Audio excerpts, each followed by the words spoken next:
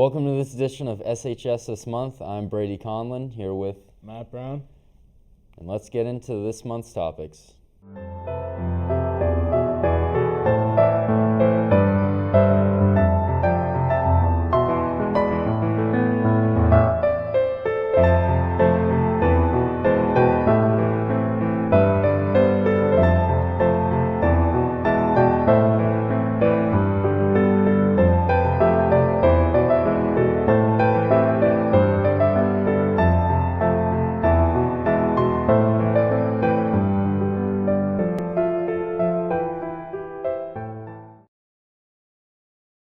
Let's start off with a podcast from Shaddy, Josh, and David on Black History Month. Hey SHS, I'm Joshua Rivera. I'm here today with Shadi and David. Today the topic is Black History Month, and we're going to be discussing important people that are a big part of history and the way the world is today. I will start off with discussing Jackie Robinson.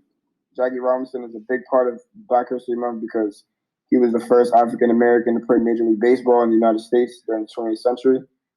On April 15th, 1947, he broke the decades-old color line of Major League Baseball when he appeared on the field for the National League Brooklyn Dodgers in a game against the Boston Braves. It doesn't sound that exciting, but back in that day, the entire MLB was white, and his journey to get into the MLB was not easy. He had to go through a lot of hatred because of his skin color. There was even some teammates that hated him. And not only was he the first Black baseball player, but he also was a great one. And Shadi is going to explain his person about Black History Month. Hi, I'm Shadi, and I'm going to be talking about Martin Luther King and how he was a huge part of Black History Month. So first off, he was a social activist, and he played a key role in the American civil rights movement in the mid-1950s. And he would always put his life on the line to fight for African Americans and victims of the injustice through peaceful protests.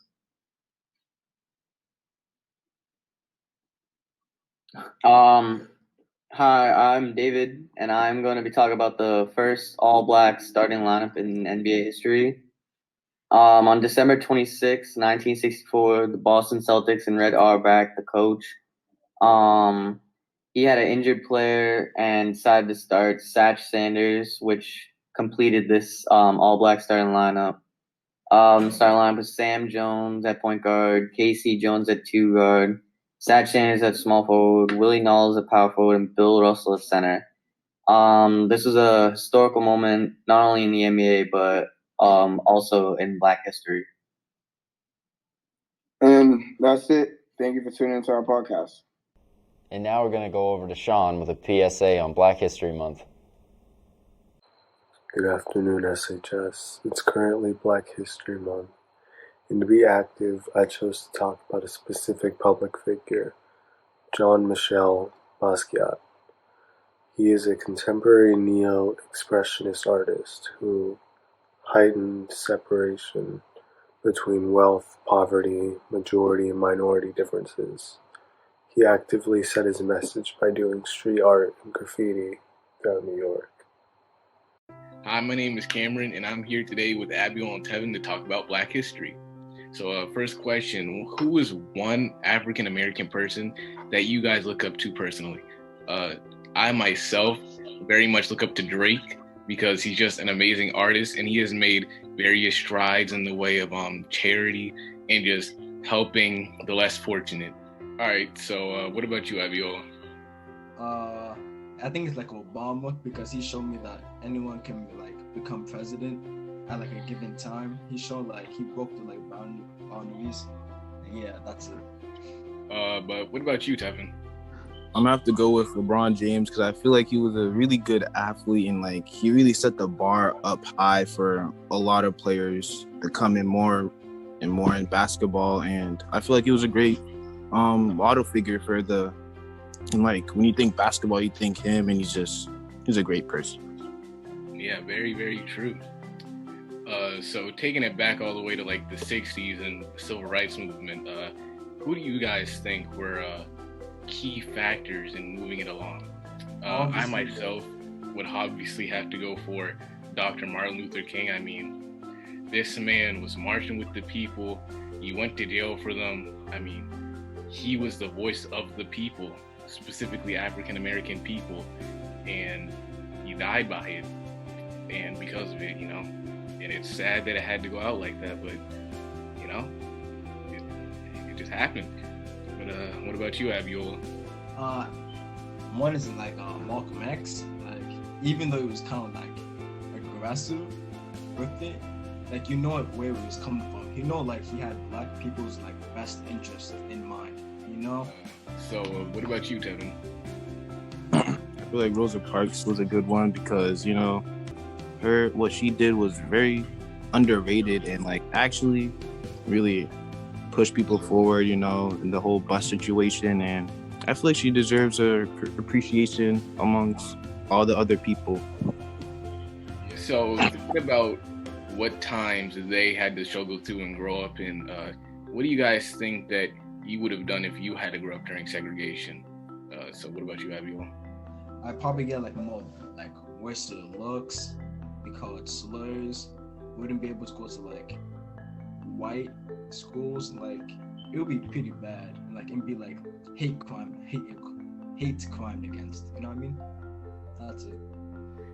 So personally, my parents are both black and white, so I don't know how much of like a factor that would be in my growing up stage, I guess. But if it was the 1960s, my parents probably couldn't even be seen together because it would just be seen as odd, like a taboo. Yeah, and my mom would probably be called out of her name because she was the black man, and I don't know. Times were just different. But what about you, Tevin? Probably agree with both of y'all. I had to go through a lot of like racism, segregation, all that, and like I don't like even if I was in that position, I don't know if I would have like the gut to do what like Martin Luther King did or Malcolm X, all of them. I don't know, because like that's a lot of commitment you got to put in and a lot of stuff they went through, and it would just be a really hard time. Basically, what they did was just walk around with a target on their back, and it was just crazy. Yeah. Now that we've talked about the civil rights movement, the key players, our opinions on what we think would have happened if we were growing up in those times, let's come full circle. So what do you guys think would be going on if the civil rights movement never happened? Abiola? I just think it would be like, it would have happened, but like at a later time, it would just be worse, like very bad. Like black people made like so many sacrifices with the civil rights movement for like the future, Mm-hmm. Yeah, I pretty much agree with you, Abiola. It definitely would have happened sooner or later. Yeah. Just looking at what's going on right now, right? Like seeing what's going on right now is proof that it would have happened later if it didn't happen when it happened. It's a matter of when, Yeah. Well, what about you, Tevin? What are your opinions? Yeah, gonna have to agree with both of y'all, and like even today there's still like a couple stuff that has to do with racism, and like they weren't able to fully get it taken away, especially like in the southern states. Like it still happens, and like it's crazy the fact to think that if the civil rights movement never happened, like where would we be right now? Like I feel like we would still maybe be battling against it. It would be really like everything that's happening in the world right now. I feel like the whole world would be in chaos. So I got one last question for you guys, and that is, if the civil rights movement didn't happen in the 60s and was happening right now, would you guys be participating in it? I don't know. I don't know, bro. I don't know. I don't know if I would have participated. No, I would not. I would be just too scared, to be honest. It's not even. Fear is obviously the big element, but like I said earlier, you're basically just putting a target on your back. Exactly. Like just going against the grain and making the people who have the power more angry at you, and they can use that power to hurt you. So it's like they can assassinate time, like, you know? Exactly, and it's like almost a high risk, low reward type deal too, because you don't know what's gonna happen. Yeah. In conclusion, if the civil rights movement never happened, we honestly don't know where we would be at. So, yeah, I'm just glad it happened. Yeah, and, I'm glad. We're here where we are today. So, yeah, thank you guys for joining me. Now let's go to a segment with Michaela on Harriet Tubman in Black history. Hey everyone, today I'm going to be talking about Harriet Tubman and her contributions to society for African American History Month. She was born into slavery by the name of Araminta Ross in 1822. There she endured many obstacles, as did other African Americans at the time. But what's most important to remember about her is how she overcame those struggles and became that much stronger. She managed to escape and save not just herself, but also 70 others. And given the risk, she really did not have to do that. She made around 13 trips back and forth. One of her biggest accomplishments is what's known as the Underground Railroad, which is a network of anti-slavery activists who work together for one goal. Despite differences, I think that's really cool. That is something that we often struggle with today, to come together and work for one thing despite our differences, and the fact that they did it back then is amazing. Her bravery saved so many lives. Talking about her today and every day is what will inspire us to help out others in need. Now let's go to a PSA with Michael on having a healthy diet. So, having a healthy diet and nutrition is very important for the human body, more than you would expect it. Because if you were to be athletic or just want that summer body that everyone wants, you're obviously going to have to eat healthy, be healthy, and by that, just eat your veggies, beans, or just healthy food, not like McDonald's, Wendy's, KFC every day, or Burger King, just fast food in general. You're just going to want to eat healthier, and eating less, obviously, people think is what helps, but it's not. It's 3 meals a day, which is normal, and a couple of snacks and water, obviously. So you're going to want to do that. And doing a couple push-ups and pull-ups or even jumping jacks a day will help more than expected. It's not going to help in, like, you're not going to notice the results overnight, obviously, but you're going to notice it in the long run. Now we're going to head over to Gene, who has an interview with track captain Jordan Emile. Hello, my name is Gene Tran, and I'm here with varsity track captain Jordan Emile. Oh, yeah. All right, first question. Over the past few months, what have you been doing to keep yourself prepared for this season? Honestly, I've been doing a whole lot of speed training. Been doing a lot of speed training with resistance bands, with these things that I ordered called K-bands. I'm using them ever since the start of quarantine, just so I could like really have an advantage on my opponent. Okay. They were sleeping, I was working. So. Oh, okay, next question. This year is your last year of high school track. How does that make you feel? It makes me feel kind of sad because I lost my junior year, but I was pretty much injured for my winter season of last year. I didn't really get to show out as much as I could have, but like with quarantine and everything, I'm not very mad about it because I'm in way better shape than I was back then, like the best shape of my life now. So. Okay. All right, next question. Who are some athletes that we should keep our eyes on this season? A few athletes. I'm gonna give some for the boys, some for the girls. Okay. A few boys athletes we should really watch out for is Omari Welch Gayen, Elijah Claude, Nathaniel Peters, Mark Edge, and honestly, watch out for, I think, Eris Giatraco. I feel like he could be really good. I think he could be probably like maybe even next year could be like one of the best in the Hawk, maybe placing in the state. Cool. All right, what about females? Females, I have to go with Ashley Camillo and Deja Dutrell and Shayla Ford. Those, all of them, they are amazing athletes, and I really think that they could be they're going to be a very big part of the team this year. Very big. Definitely. All right, next question.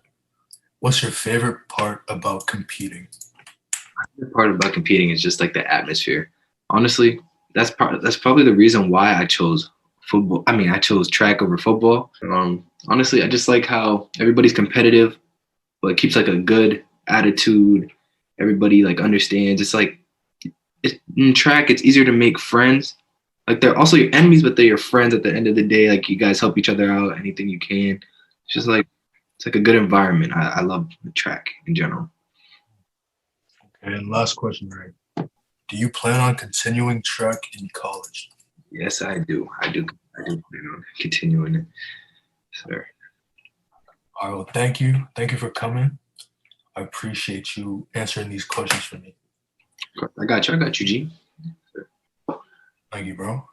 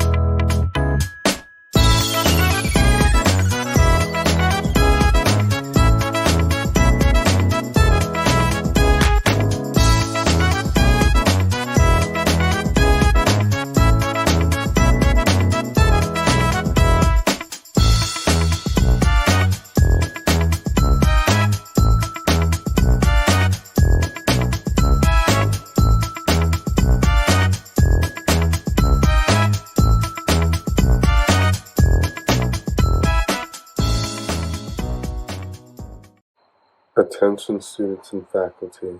Mr. Bechet needs students to record winter sports and other students to record interviews. If you may be interested, please contact Mr. Bechet at k_Bechet@stoughtonschools.org. Thank you. Now let's go to another interview with Gene and a member of the wrestling team. Hello, my name is Gene Tran, and I'm here with varsity wrestler Theo. All right, question 1. What have you been doing to prepare for this season? For this upcoming season, to be honest, I've just been lifting weights and going to off-season wrestling. Okay. Yeah. All right, question number 2. This year is your last year of high school wrestling. How does that make you feel? How does that make me feel? I'm kind of excited, to be honest. Okay. It's like my last year of wrestling, you know, and it's something that like I've always liked to do since sophomore year. Oh, So kind of excited. okay. Number 3. Who are some athletes on the wrestling team that we should keep our eyes on this season? Definitely me, to be honest. Okay. Yeah, watch out. But we have Andrew Medina. Andrew Medina. Yeah, we have Liam McGinley. Yeah. Yep, a heavy. And for some of the younger guys that just started wrestling, I would say look out for Logan Rudder. Logan Rudder. And Jao Marati. Okay. Definitely Anthony Gelamo. Shout out. Definitely. All right, number 4. What's your favorite part about competing? Favorite part? I would say to be able to get back up, you know? Even when it's like tough to wrestle, you know, you gotta have that mentality to get back up, you know? All right, and last question. Do you plan on continuing wrestling in college? To be honest, maybe. Well, we don't know yet. So Okay. All right, well, thank you. Thank you for answering these questions, Theo. Thank you, Mr. Tran. Now we'll head over to Cam, who has an interview with a member of the track team. Hi, my name is Cameron, and I'm here today with Hunter to talk about winter track. So let me start off by just asking, how long have you been doing track? This would be my third year doing track, and I'm a junior right now. I've been doing cross country, winter track, and spring track since freshman year, and I would have done spring track last year if it weren't for COVID, quarantine, and all that. Right. But just back on the topic of COVID, right? Like, has track changed since the beginning of this year? Not really. Similar to cross country, where all required to wear masks, and when we're not around anyone, we're allowed to take them off. But for the most part, it's pretty much remained the same, like guidelines and such for cross country. All right. So, what activities are you doing in track right now? I run mid distance, so that means any race that's like 400 to like 800 meters. And well, for this season, since it's fall too, and we're not allowed to run on an indoor track, we're just doing spring events for this season, even though it's winter track. So instead of having like 300s and 1000s and stuff, we're doing 400s, 800s, and no hurdles, no 400 hurdles, unfortunately. But so, why are you doing those events as opposed to other ones? So I started off in freshman year doing 400 hurdles as my main event, and then sophomore year I kind of decided that I want to take track a bit more seriously and actually try and improve my time. But with COVID and quarantine, our season didn't really come around, so I kind of just decided that this would be like my main event, since most of the seniors, or when I was in freshman year, most of the 400 hurdlers were juniors at the time, and then sophomore year they were seniors, and now that they've graduated, there's really no one that does 400 hurdles. So I enjoy it, so I thought, why not fill in the place that they left. Yeah. So final question to everybody who's not on the track team but kind of wants to join, why should they join? Well, first of all, the track team as a whole is very welcoming. It's almost like a big family. Everyone's there super nice and very accepting. And if you are interested in joining track, you can sign up still. It's still not too late. And especially if you're a freshman, if like you think that you have good endurance, or you can jump really high, or if you think you're just fast, then yeah, it's really nice thing to do, because as a freshman you have a lot of potential. And even if you don't think that you're gonna be like an all-star athlete, it's still a really good hobby to keep yourself in shape and all that. All right, that's great. Thanks for joining me today. No problem. Last but not least, let's kick it over to Wild World of Sports with yours truly, myself, and Brady. Welcome back to the 4th edition of Wild World of Sports. I'm your host, Matt Brown, here with Brady Conlon. And let's jump right into it. So in the NBA, it was All-Star weekend this past weekend. I had this skills competition, 3-point dunk contest, and of course the All-Star game. Yeah. I mean, jumping right into the 3-point contest, everyone thought Steph was gonna win. Yeah. Me, and I mean, he won. The best shooter ever. And in my lifetime. Probably ever too. And then that dunk competition, I mean, it just wasn't good. I'm gonna be honest. It hasn't been the same. It was trash. Like, they just did the same dunks. I did think my boy Cassius Stanley got robbed first dunk. I thought that between the legs was fierce. Yeah, he got up there. He got very up there. There's no creativity anymore. I didn't really see much creativity. Like that last dunk to win it, he didn't even kiss the rim. He did not kiss the rim. He didn't really get close to that. He blew a kiss. He did blow a kiss. Yeah. I mean, Team LeBron was just a wagon out there. That combination of Steph and Dame. Steph, Giannis, LeBron, Luka. I mean, you're bound to win with that. Jokic, that team. That's unfair. It was put together like that. Steph and Dame went at it. I think they both dropped like 30-something. Yeah. They were just raining from three. Steph had a 43-foot three. which is ridiculous. Not a big deal.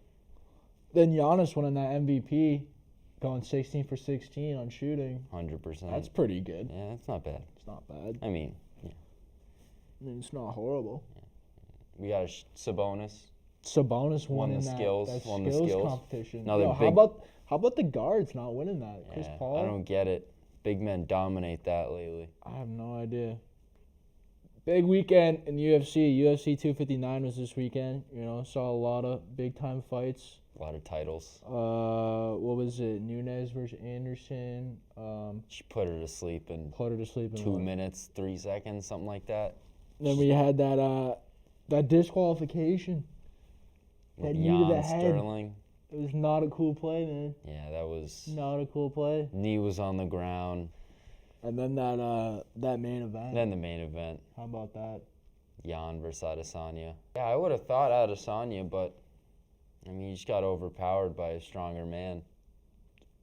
Let's hop into the NHL world. Big news from the NHL world. Tom Wilson getting suspended 7 games for that hit-to-head on Brandon Carlo. Personally, you know, I saw it. I thought it should have been more. You know, I thought that was a dirty play. You know, if you watch the video, he just puts his hands right into his face, and it's just a dirty play, if you ask me. I don't know if you saw it. I watched that game live. It was pretty harsh in the moment watching Wilson go after Carlo. Always been a big Carlo guy. Yeah, me too. I'm a big Carlo guy. Yeah.